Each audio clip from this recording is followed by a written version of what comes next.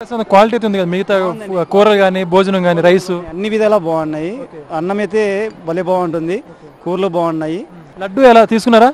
అవును, లడ్డు క్వాలిటీ ఎలా ఉంది? బాగుందండి, ప్రభావం బాగుందండి. నేను ఇంతకు ముందు వచ్చాను, ఇప్పుడు వస్తున్నాను, అప్పటికి ఇప్పటికి చాలా అయితే తేడా ఉంది. బాగుందంటారా? బాగుందండి. నేను ఇంతకు ముందు తీసుకెళ్ళినాను, అప్పుడుండే టేస్ట్కి, అప్పుడుండే స్మెల్కి, ఇప్పుడుండే స్మెల్కి, ఇప్పుడుండే దానికి చాలా బాగుందండి. మొత్తంగా తిరుమలలో ఏర్పాట్లు అంటే మరుగుదొడ్లు కావచ్చు, ఏదైతే ఎక్కువ మంది జనాభా రద్దీ నియంత్రణ ఇవన్నీ ఏర్పాట్లు బాగానే ఉన్నాయి, సక్రమంగానే బాగున్నాయి సార్, అన్నీ బాగున్నాయి సార్. మేము చూడంగా అంతా తిరుగుతున్నాం కదా, మరుగుదొడ్లు బాగున్నాయి, అన్ని క్లీన్నెస్ ఉంది, అంత చోట బాగానే క్లీన్ చేస్తున్నారు. ఎప్పటికప్పటికి వాళ్ళు కూడా ఏది వదులుకోకుండా క్లీన్ చేసుకుంటున్నారు. పర్యవేక్షణ బాగుందంటారు? బాగుంది సార్, నేను చూడంగా అయితే బాగుంది. Thank you. జరిగిందా? బాగా జరిగింది. ఏర్పాట్లు ఎలా ఉన్నాయి? మంచిగానే ఉన్నాయి, సౌకర్యాలు మంచిగా ఉన్నాయి, ఏర్పాట్లు మంచిగానే ఉన్నాయి. అన్ని ఇబ్బంది ఏం లేదు ఇక్కడ. ఉండేందుకు రూమ్ ఉంది, రూమ్ తినేందుకు అన్నం ఉంది, అన్ని సౌకర్యాలు మంచిగా ఉన్నాయి ఇక్కడ.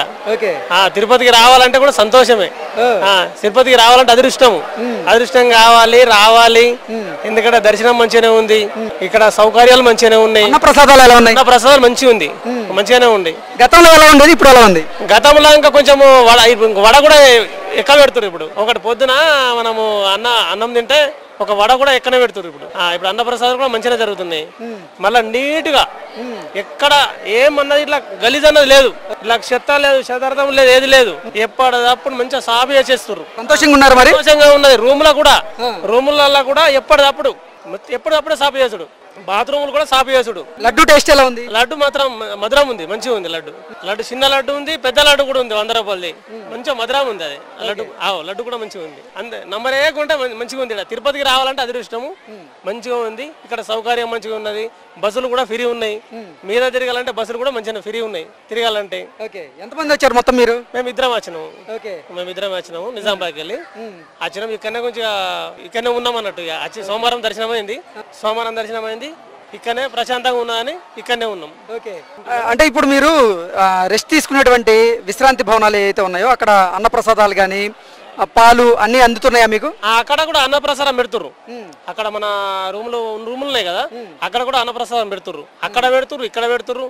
3-4 జాల ఎక్కడంటే అక్కడనే పెడుతుర్రు అన్నప్రసాదం. తినాలంటే ఇదే తినాలి, ఎందుకంటే అన్నప్రసాదమే తినాలి మనకు. ఎందుకంటే గవర్నమెంట్ పెడుతుంది, మనం డబ్బులు ఖర్చు పెట్టుకుని తినడం అవసరం లేదు. దేవుడికి ఏదైనా సేవ చేసుకోవాలా.